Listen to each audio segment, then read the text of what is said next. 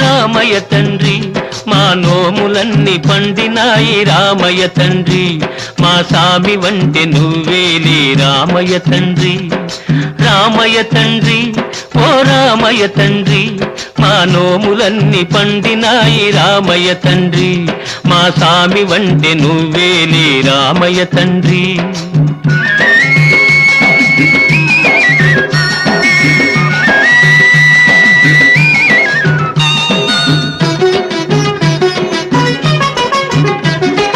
తాటకిని ఒక్కేటున కూల్చావంట